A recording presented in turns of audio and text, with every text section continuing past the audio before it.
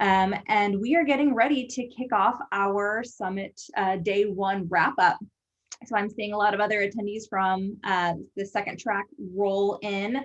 I'm going to rally up my other co-chairs, including the wonderful Ryan Kovar, who has jumped in from our advisory board to contribute his thoughts. And we will, Rick, do you want to get ready to kick us off?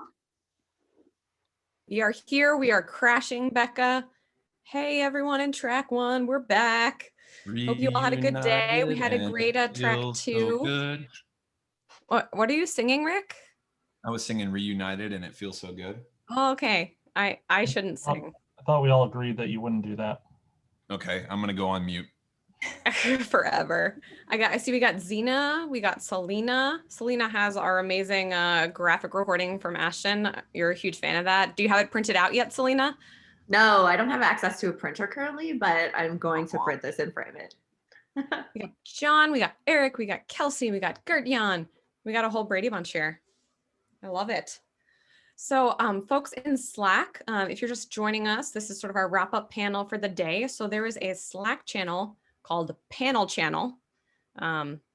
It rhymes, I don't know, Panel Channel. So head on to Panel Channel.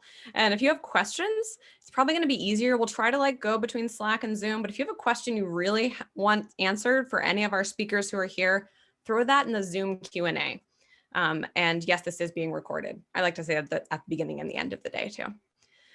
So I think we are right at 4:25. So Becca, Rick and I were mostly in track two. I'm curious if you want to kick us off with like, what were some of your takeaways from track one? What did we miss? Because I'm going to go back and watch everything, of course. But Becca, what do you think? Oh my God, I mean, I feel like we're all kind of partial to our track that it's like my baby, but track one was amazing. Anybody who wasn't here can vouch for that.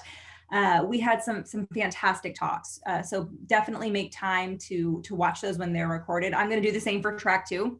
But one of the big themes that was across all of our talks, whether it was Lincoln's sleep talk or Zena's talk on real estate and small business owners, or our most recent collection talk from the fabulous ladies from the New York Times, was teamwork and collaboration. You're not in this alone. And InfoSec can sometimes be this rock star culture where it's like, I'm the one person who can jump in and work 72 hours straight and save the world. And what I've heard today was, okay, yes, there are definitely going to be some sleepless nights and some times when we have high stress and we're working hard, but relying on your team is critical, both from a self-care perspective, but also from a getting the mission done perspective. Working with your incident response folks, working with your collection folks, everybody being on the same page, knowing what mission you're trying to accomplish and working together is really what makes kind of put all the pieces together and makes CTI a successful endeavor. So that was my big takeaway. I love that, Becca. And when I did jump into track one, I heard Aaron and Van talking about a moment that was so great back in October when they gave their previous webcast on Spooky Ryuki. And then that day was the day that like everyone started sharing about all of the ransomware things. And it was amazing. So I absolutely agree with that one. So I love that takeaway. Rick, how about you? I mean, I'm going to be lazy and like we were both in track two for most of the day, but what were your takeaways? I think, last year, I mentioned this in our track, we had a lot of conversations about we'd love to see talks on foundational things, very important foundational things, intelligence requirements, collection management, doing more on writing, and, people knowingly or unknowingly answered that call. We had so many talks in that track that I think should become part of CTI analyst training for their pass. Some of the intelligence requirement stuff was great, understanding the personas that our customers are, and it's not just the cyber operators, right? It's lines of business, it's executive leadership. So I really, really like that stuff. If you pick these talks up, I think they can help you steer your program in the right direction and also produce products that the people you're trying to write to are going to understand and buy into. So I'm obviously biased as well, but I'm definitely team track two. And didn't switch over to track one. I was track two all day long. All day. You were purely track two. Yeah, I loved that we had so many talks on foundations and requirements, which is like one of the things that I'm so passionate about that seems boring, but it's so important. Like we kicked off with Brian Keim talking about requirements.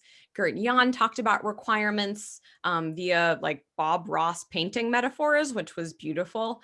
And then John and Bob at the end, they had all these takeaways. If you're trying to set up a team, like start with requirements. And it's fascinating because so often we think of them as so basic and obvious, but I've seen so many teams that fail because of not having them. So on the foundations topic, I'm really happy to see Chris on, because Chris, I haven't seen you all day. You held down with an easy button workshop earlier. How'd that go, Chris? Did you have some new folks? It was incredible.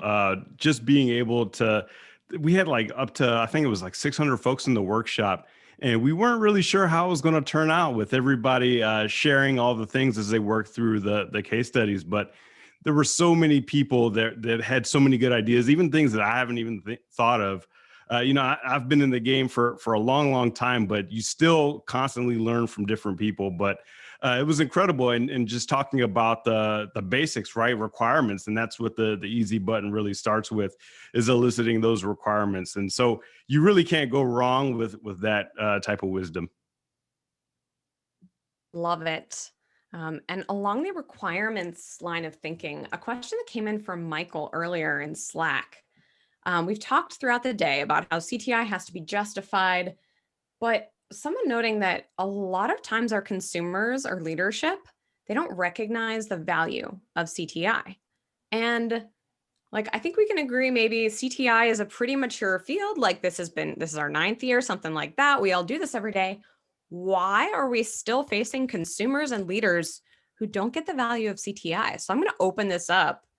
Who wants to go first? Raise your hand. I will do a visual. Raise your hand with who would like to tackle this first. Why are people not getting it? Rick, I'm going to pick on you. Thanks for volunteering. Yeah, I'm really good at volunteering people. I think it's a communication thing, and it's not just CTI teams, it's cybersecurity in general. I still think we like to talk about IOCs and vulnerability counts and things like that, things the business doesn't really care about. I will plug Colin's going to present tomorrow, and he's going to talk about speaking to executives and has some tips there from a risk management perspective. But I think at the heart of it is not speaking a language and not talking about outcomes that the business actually cares about, right? They don't care about our CTI nerd outcomes. They care about what's the outcome to the business. So I think we still struggle with that. It's been a problem for decades in our field. So there's lots of work to be done there. I love that. Selena, do you want to jump in here? You talked about writing, communication. What are your thoughts? And then we'll go over to Zena. Yeah. I mean, Rick really hits the nail on the head. It is very much a communication issue, but I also think that there is a wide variety of maturity levels that different organizations are at. And I think that we do a very good job sort of effectively communicating how to operationalize threat intelligence at very mature organizations. But if companies are early on in their CTI journey, if they're still trying to figure out how it works in their overall organization or structure, then they kind of just shrug it off and think it's not really for me. So I think it's like communicating and not just communicating the value, but like how it would actually improve across your organization, not just for instance a SOC or risk management, but like on multiple levels. Love it. Zena, you want to jump in here? Yeah. I was going to piggyback off of Rick and just reference Chris Krebs from this morning, where he was talking about making it about business risk and not necessarily technology risk. And so learning how to speak their language, like Rick said, with communication. And then also, I think it's a people thing. It just comes down to people. Many CTI analysts, from my experience, aren't trained in like sales and like pitching ideas and marketing and all of that. Like, I think if we broaden our skill set a little bit more and bring that in and speak the language of the business and cater to their needs, I think that we'll be able to overcome that a little bit easier from my perspective. Love that. I'll add in Any there a other little bit. thoughts? I heard Orion. Yeah, Ryan. I'll kick in. I do agree with Zena on a lot of that. And part of it, I'll be also the naysayer because otherwise it just turns into an echo chamber. I don't think a lot of businesses see value in CTI teams. There, right?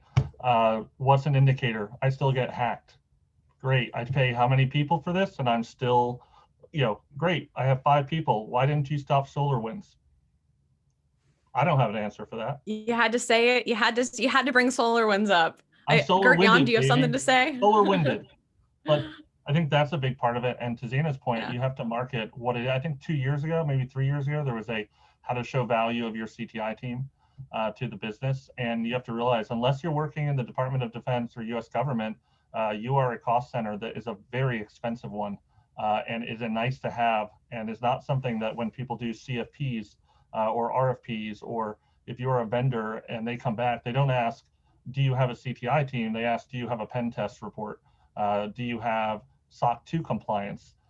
They do not ask, like, tell me about the most recent blogs your CTI team published. So a lot of this is the internal selling. And if you're not selling internally and showing that value, you're not providing a lot of value. Love it. Gert-jan, you got thoughts on this? I know you had a slide with IOCs, TTPs. What do you think? Yeah, for sure. So one of the things I was thinking of is following up on what Ryan is saying, is that the elephant in the room is that, we still get to meet people who are dealing with, vulnerability scanning and patching and stuff like that. And they aren't ready for the whole actor to technique discussion. And I think that is that is the big elephant in the room, that people are still working on foundational stuff, whereas we are 2 leagues ahead. And it is our job, in my opinion, to figure out new ways, creative ways, right? To basically elicit what they want to know and actually sell that message across to them. And I think if it just is the metaphor, that's one thing, but it's also way more than that. But my key takeaway on this topic is that we're still meeting a lot of people that still work on foundational stuff. Excellent. Well, if there are no other thoughts, let's move on. One thing that I'm really excited about with this summit is that there are thousands of people who maybe couldn't have attended in person. So we have a couple questions that came in the Q&A on, like, someone who's getting in the field, what resources should they pay attention to? So I want to do this one as like a round robin. So here's what we're going to do. Everyone think about one resource that if someone's just coming into CTI, what would they read? What would they watch? You all get one. And then, okay, I'm going to call on y'all. So I'm going to call in the order that I have you listed. So Becca, you're first. One CTI resource, go. All right, you can say your own book. It's okay. I was going to say my book. Me and Scott Roberts wrote a book called Intelligence-Driven Incident Response. And really, I was trying to think of something else, but then, oh, yay, there it is. But then Katie called on me first. But we try to take the approach of how do you support the existing functions of your organization. It really was designed with if you don't have a CTI capability, but you have information security teams, if you have incident response teams, how does a CTI function support them? So again, shameless plug, and also just first thing came to my mind, intelligence-driven incident response. Love it. Kovar, you are next in my Zoom thing. One resource, go. You're on mute, Ryan. Do you know how to use Zoom? We can do this together. Myself, because one time, everyone should know this, I was on a meeting with Katie and she unmuted me when she was the host, and it was horrible. So it's all your fault, Katie. That was also a lie. It's okay. Anywho, the thing I would say that's been most useful for my knowledge of CTI is I'm a knife fight kind of blue team defender. That's where I am. And I learned CTI more from a fact of I needed to get better detections. And to do that, I needed to learn who the adversaries were. And to do that, I had to lean on my friends who were threat intelligence analysts. For those of you in DC, people like James Elliott, folks like that, who've kind of really shaped who I think of myself as a knowing threat intelligence. What then came out of it was attending, frankly, conferences like SANS CTI, the secret squirrel ones that your friends tell you about, the first CTI org, really getting out there, and very little from the actual sessions, although they're always wonderful. It usually ends up being the hallway conversations, the bar conversations, the nights afterwards, meeting people, getting more contacts, and that tends to be where I've learned a lot. I will say for SANS CTI, I was really reminded for the last talk with the wonderful women from the New York Times, that this is one of the only places that you see the in-depth talk about things like analysis collections and frameworks and what goes into building a program, not just slinging indicators and talking about adversaries. So not to self-promote on this, but I do think it's a little bit unique for the places that I tend to inhabitate. So Ryan's answer is it's the people, perhaps. Rick, you're next. What do you think, Rick? One resource. I'm going to say it's same as Ryan. Plus, we got a lot of people. I want to let them do it, but get by with little help from your friends, right? That's the same thing. In the years I've been involved in this community, it's the people that I can call and ask questions about how are you dealing with this ransomware thing or whatever. Like, how are you onboarding and training new Intel analysts? So to me, it's the community. I know it's cheesy, but here's like a virtual hug for everybody out there. Oh, virtual hug. Love it. Zena, you are next. What do you got for us? What one resource? Okay, I'm gonna piggyback off of Ryan, say the SANS CTI Summit, like consume all of it, but he already said that, so I'm going to go with the DFIR report. If you want accurate, detailed technical analysis, check out the DFIR report, because a lot of times as a CTI analyst, I'm like, what the heck is going on with this? So for me, it helps me when reading the DFIR reports, like to understand what the heck it is that I'm looking at better, if that makes sense, when I'm building out reports for other teams. So love that one. I dropped that link in. If you're not following that blog, they are on fire, like legit. Some of what they've posted, we like follow that as an adversary ticks all those boxes. So next up, we got Selena. What do you think? One resource. Yeah, so this might be kind of cliche because I feel like people say it a lot, but The Cuckoo's Egg by Cliff Stoll. Yes. One of the reasons why I love that book so much too is because it sort of demystifies what we consider sort of like threat hunting and threat intelligence, and like it shows that you don't have to have like a military background or like you don't have to work for the FBI or the NSA to work in threat intelligence, and be creative, be thoughtful, and puzzle out interesting threads. And also it's just a fun read. So that would be my one resource. I love that. He's sort of the grandfather of cyber threat intel. And I posted, he had one of my favorite keynotes ever at the CTI Summit a few years ago, where he like jumped on a table and he had an overhead projector, and like no one knew me and I was kind of scared, but I was very exciting, and Ryan was nice to me. So I dropped that in the Slack if anyone's curious on his keynote. John, I haven't gotten to talk to you, John, but I heard your talk was amazing. How about, what about you? What CTI resource would you recommend?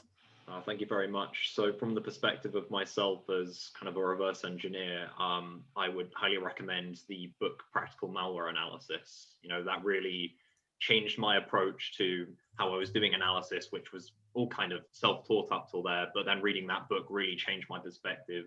It gave me an insight into how to kind of tear apart malware and also kind of watch it work dynamically as well. So anyone who's interested in getting more into malware analysis, even though that book's a little bit dated, all of the concepts are fantastic. I highly recommend. Excellent. Dropped a link to that one too. Kelsey, you're another person that I haven't gotten to talk to today. I heard your talk was also awesome. What do you think? What would you recommend? Yeah, so kind of to go along with what some other people have said, without fully saying the same thing as them, I definitely think it is the people that you're able to learn from and some of those conferences. So the way that I would say this maybe slightly differently is some of the smaller local conferences. I found that it's a really good way to network with people in your area, obviously, that you can actually have, face-to-face conversations with.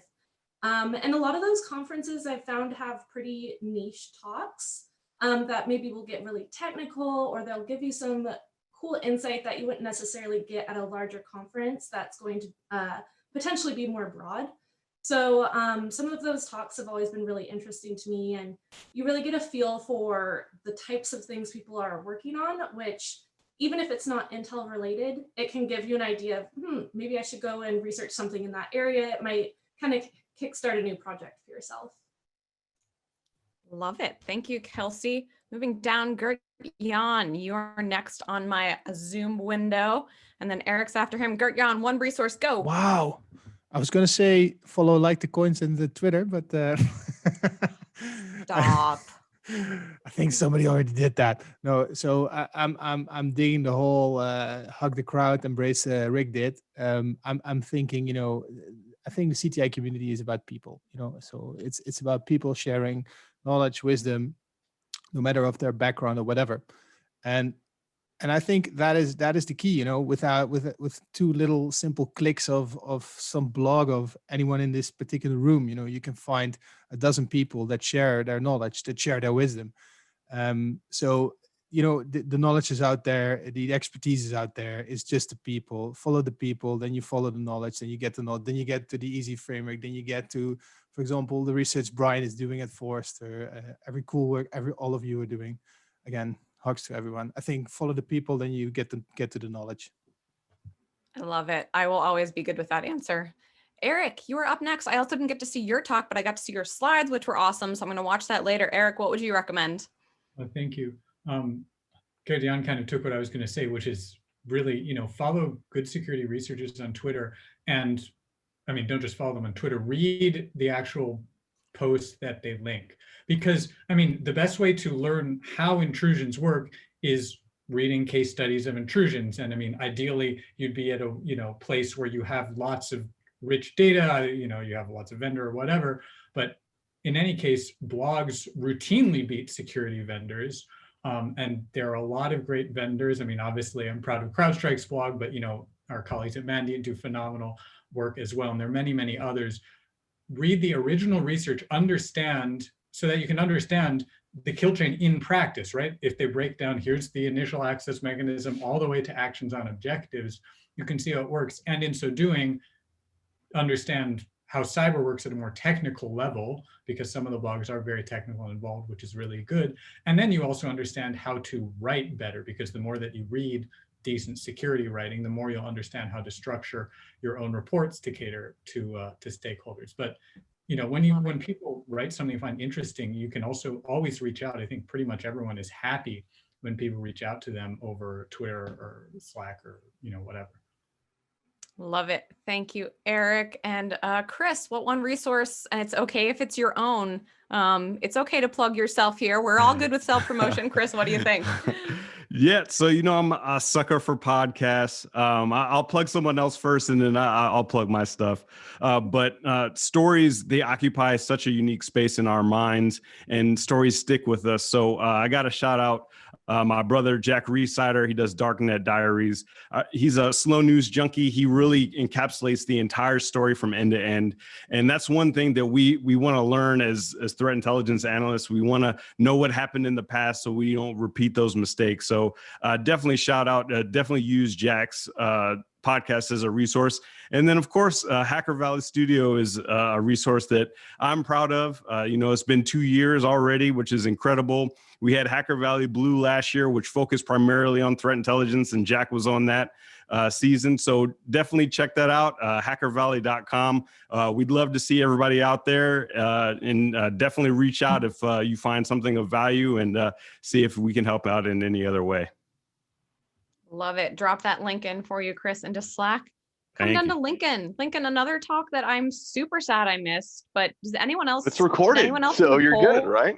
Does anyone sleep for more than 8 hours? Am I the only one? I think you might be the only one. There's no one else in cybersecurity that sleeps as much as Katie. Congratulations. That would also explain why you do so well. At least that's what the doctors would like to have me think. So, so what do you think, Lincoln? What resource would you recommend? You've been in this field for a while. Yeah, well, so I actually have like a long list that I typically give out to people. But the thing that's always on the top of my list, that whenever anyone's interested in either getting into this field or doing anything, I say the CyberWire. That for me, that's probably been one of the best news aggregators. That they do this wonderful just roll up. So if you sign up for their stuff, that is what I tell new analysts or people that are just interested is like, all right, if you know nothing about cyber, sign up for this. Read it every day, read at least that paragraph or 2 paragraphs that come out every day, and then read one report every day and keep a journal of things that you don't know. You're going to read stuff like an APT. What's an APT? Like write that out, Google that, and then find something and then just use that. And then over a month, if you're doing that, you've now got this long page of things that you didn't know that you now know. You do that over 6 months, you're now qualified to at least apply to a cybersecurity job and sound intelligent. And that also shows me that you care and that you're motivated. So that's what I tell people. I love that. And I love that recommendation. Like, don't just go read these things, like take notes, ask questions, think about it. Like that's the point, right? Now we'll move on to Brian. Brian, where did your puppy go? Bring the puppy back, please. She rested her head on the desk. Come on, get up here, Ginger. Say hi to everyone. Hi, Ginger. She's adorable. So Selena, you totally stole my idea. So that's why I ran off screen to go into the bookshelf and be like, what's that book that I read when I was getting into CTI? And that is Analyzing Intelligence. So it's now almost a decade old, and it's written by a bunch of like senior Intel community folks. So it's big on policy and strategy, and a lot of the case studies look at things like the Iraq War, how we ended up there, and talks about practice and so many things about analyst bias and tradecraft, and really wonderful. And like Katie said, write in the margins, take notes. I do that all the time with my books. There's little scribbles here and there. I highlight things. Yep, very good resource. Excellent. Thank you, Brian. And I'll post and that Ginger. in the chat. There we go. Awesome. And then Bob and John, what one CTI resource for someone new, what would you recommend? Bob, you can be second to last, and then John, we'll have you wrap us up. Yeah, so Brian just had a great one. I think Eric from CrowdStrike was also right on the money as far as staying on top of those reports, because those will give you the intrusion insights. One unique one I would add is the information sharing communities, where you can get early indicators on what others are seeing, collaborate either in the community environment or direct one-on-one. Those are invaluable resources. Excellent. And last but certainly not least, John, what one resource would you recommend? Yeah, it's tough to narrow it down to one, right? Especially when there are so many good ones here. So I'll just think about how you can get access to those communities, right? So LinkedIn has a good feature where you can go and get to Intel sources or Intel communities that are on LinkedIn. They're groups that are very easy to access, especially if you're used to navigating their platform. And that will come up with all these new sources, right? Me, I'm an auditory learner. I'm a visual learner. So I try to look into like podcasts and visual videos. And the ones you care about are found on those communities, right? So you can use that to pivot to other resources for you to dig a little bit more. Listen in on your commute. Listen when, even though you're not really commuting much anymore, but when you do and if you do. And so podcast is a big one, and how you access and get and learn which podcasts you should care about. Use those communities. And so I guess that would be mine for me. Love it. Thanks, John. I know Chris is also very active on LinkedIn. I can only do one social media platform. It's too hard, but thank you all. And like folks, audience, this is amazing. If you're not in the panel channel Slack, go to the panel channel, because I just got some new sources to add. So now you have at least like 20 or 30 sources for anyone who's new. So thank you all so much for that. I will pass it off. Rick, any questions you wanted to kind of throw out to the universe and or our panel here? Yeah, there was one, and maybe we could have a few people answer because time and stuff like that. But if there's one, let's do a reverse order. John, I'll come back to you. If there's one skill that you want to improve as a threat intel analyst, whatever it is, what would it be for 2021? Ooh, that's a good one, right? It's always about mapping. So I'm a big data person. I like to see where you can connect the dots, right? So me being able to extrapolate that and make sure I communicate that effectively, right? How do you make it translate into stuff that people care about, right? It's one to dig into data and really make the dots connect, right? How do you make that connect with the people side of it and bring that into products that make sense? So that's where I'm probably going to focus a lot of my time and really bringing to life this data that we collect and moving it and make it easy for people to connect to. Bob? Yeah, and mine will be related to John, and that's not a surprise considering that we work together. But automation, bringing further automation into the program. We have a lot of it, but we're working on some big things there, and using our team and our developers to enhance our automated collection and insights metrics is a big thing we're working on in 2021. I'll do a quick one, and then I saw Zena was raising her hands. For me, I want to do a better job because I run a CTI program on a commercial provider at Digital Shadows. I want to do a better job of tying revenue and customer retention to help me get budget that I want. So for me, it's very much like the CFO, CEO conversation, which I do okay at, but there's lots of opportunity there. And then I'd like to turn that into a talk for this next year, but we'll see. Zena. Okay, so I'm also on the board of the Purple Team Summit, so I'm just going to plug that. The CFP closes February 15th. Get your talks in. And the reason why I said that is that the skill that I'm looking to build this year or to deepen, get better at, are my Purple Team reports and how I contribute to them as a CTI analyst. So I love what I'm doing right now, but I know that I can take it to the next level. So I want to just have them be so hot and so on fire, like people are talking about it, how awesome they are. So that's my goal. Mine is I am working on leadership skills. I'm working on a graduate certificate in neuro leadership, and it focuses a lot on things like team learning and how people can receive feedback. And I saw one question in the chat was talking about how bad management and bad leadership can damage teams, which is absolutely true. And so I'm trying to be on the flip side of that and say, how can we provide resources as this community grows and as we go from fewer single analysts with the CTI function to an actual robust team and program? How can we talk about how to grow future leaders and how to support your teams?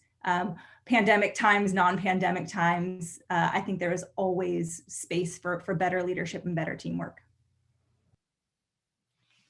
Is there anybody else that's got one that they are passionate about and want to share?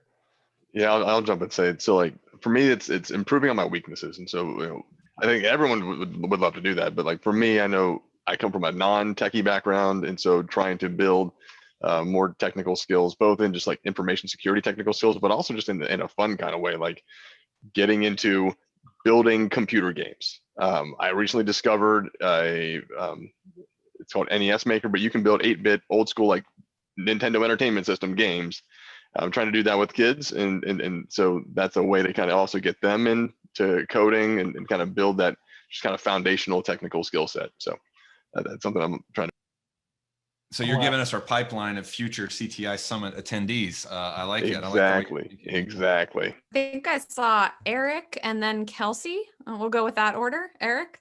Yeah, so echoing what Lincoln's going to say, especially for those who don't have a background in programming, but I suppose even for those who do, I'm going to work on my very rudimentary Python skills because, even with what I've been able to do so far to automate some of my workflows, that's done a lot, and that's without being a particularly great Python scripter. So I'd highly recommend that to everyone, whether or not you have a big dedicated engineering team, being able to build some of your own automation, especially for interacting with particular APIs, can save yourself a lot of time doing manual repetitive tasks, which is something none of us enjoy. There's been a lot of that mentioned in the panel channel, so I think people are pretty spot on about that. I love that one. Kelsey, what you have thoughts on this one?